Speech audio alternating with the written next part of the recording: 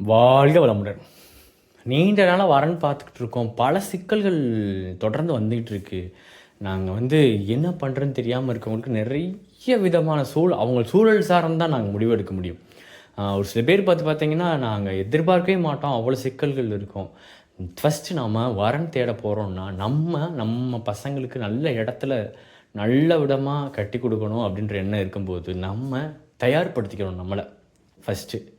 அதுக்கப்புறம் பார்த்தீங்கன்னா, நம்ம சூழல் நம்மளை சார்ந்து இருக்கா? அவங்க இப்படி சொல்கிறாங்க, இவங்க இப்படி சொல்கிறாங்க. பல பல சிக்கல்ல இருக்கோம் அப்படின்னா, நாங்கள் அந்த சூழலை மாற்ற சொல்லுவோம். அதுதான் நிறைய பேத்துக்கு நல்லது நடந்திருக்குதுன்னா அதான். நிறைய நெகட்டிவ் தாட் இருக்க இடத்துல இருந்துக்கிட்டே இருந்தீங்கன்னு வச்சுக்கோங்களேன், தொடர்ந்து உங்களுக்கு பற்றின நெகட்டிவ் விஷயங்கள் மட்டும்தான் உங்களுக்கு புரியும் இல்லைய, உங்களுக்கு இருக்க பாசிட்டிவ் எனர்ஜியே இல்லாமல் போய் பாசிட்டிவான விஷயங்களே நடக்காமல் போயிடும்.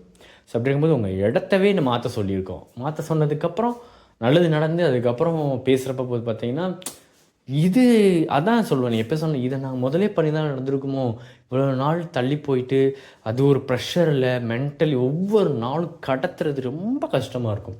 இவ்வளோ வயசாகிடுச்சு பொண்ணுக்கு, இன்னும் நீங்கள் பார்க்கலையா, வரவும் போகிறலாம் கேட்பான்.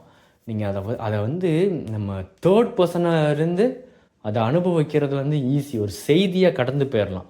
பட் அதுக்குள்ளே இருந்து அனுபவிக்கலாம் தெரியும். நம்ம இவ்வளோ பார்த்து வளர்த்துருப்போம் பிள்ளைங்களுக்கு. அது பண்ணி இது பண்ணி கடைசியில் பார்த்தீங்கன்னா, கல்யாணம் பண்ணி வைக்கிறது முடியலையா அவன் பிள்ளைக்கு நீங்கள் அப்படின்ற ஒரு வேர்டு நிற்கும்போது ரொம்ப மன கஷ்டமாக இருக்கும். அவங்களுக்கு தான் நான் சொல்கிறது, இந்த சூழலை நீங்கள் எப்படி உருவாக்கணும், எந்த மாதிரி நீங்கள் பண்ணிங்கன்னா, எந்த மாதிரி பிரச்சனைகள் நீங்கள் தீர்த்தீங்கன்னா உங்களுக்கு டக்குன்னு உங்களுக்கு திருமணம் கூடி வருன்றதை சொல்கிறது தான் நாங்கள் இருக்கோம். தயக்கமே இல்லாமல் காலதாமதம்ன்றது மிகப்பெரிய தவறு.